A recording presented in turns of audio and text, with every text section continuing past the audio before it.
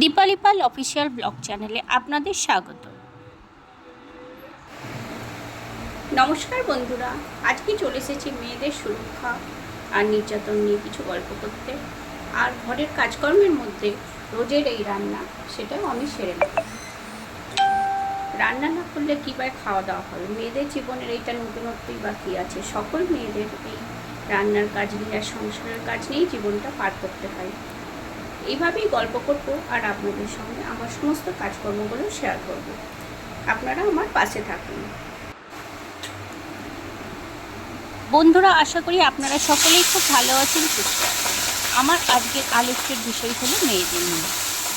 আমাদের এই সমাজে মেয়েদের যে কতটা সুরক্ষা আছে আপনারা তো দেখতেই পাচ্ছেন, চারিদিকে কী অবস্থা। গল্পের ফাঁকে ফাঁকে আমার একবেলার একরকম মাছের আইটেম ভাজা হয়ে গেল। মেয়েদের কি কোনো স্বাধীনতা বলে কিছু নেই? মেয়েরা যেখানেই যাবে সেখানেই তাদের অত্যাচারিতা পীড়িতা হতে হয়, কিন্তু তবুও মেয়েদের সকলের জন্য মন জুগিয়ে চলতে হয়। আমার এই মনের সাধারণ জ্ঞান বা সমাজের চারিদিকের পরিবেশটা দেখে আমার মনে হয় যে মেয়েরা আর কোনোদিন স্বাধীনতা পাবে না। কিন্তু এইভাবে আমাদের রুখে দাঁড়াতেই হবে সকলের জন্য প্রাণপণ চেষ্টা করতে হবে যেন তারা সমাজে একটু নির্যাতনের হাত থেকে রক্ষা পায়, তাই না বলুন বন্ধুরা? আপনারা সবাই জানেন এখন কি চলছে, আমি আর সেটা বিস্তারিত আলোচনা করলাম না। এই বিষয়টা সকলেই এখন ঘরে ঘরে সকলের মুখে মুখেই চারিদিকে চলছে, কিন্তু সে কি আদৌ কোনো তার জন্য কোনো শাস্তির উপযুক্ত প্রমাণ বা কিছু পাওয়া যাবে না? সব কিছু ধুয়ে মুছে একদিন পরিষ্কার হয়ে যাবে। এই আলোচ্য ঘটনাগুলো কি আমরা সব কিছু সচক্ষে প্রমাণ দেখতে পাবো? এই বিষয় নিয়েই আমার আলোচনা।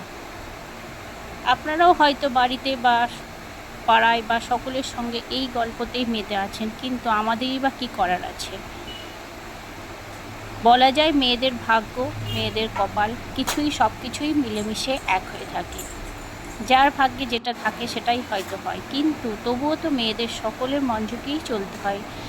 মেয়েরা সবসময় সবার ভালো চায় এবং সবার জন্য সুখ খুশি এইসব কামনা করে, তবুও মেয়েদের এই অবস্থা।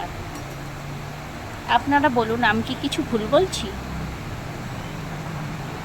মেয়েরা যেখানেই যায় সেখানেই কোনো রকম তাদের স্বস্তি নেই।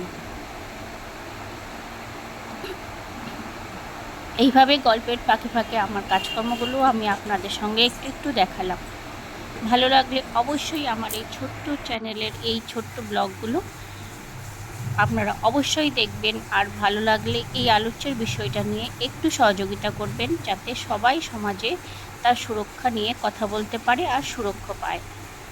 আমার আলোচ্যের বিষয় আজকে শেষ হলো। ধন্যবাদ।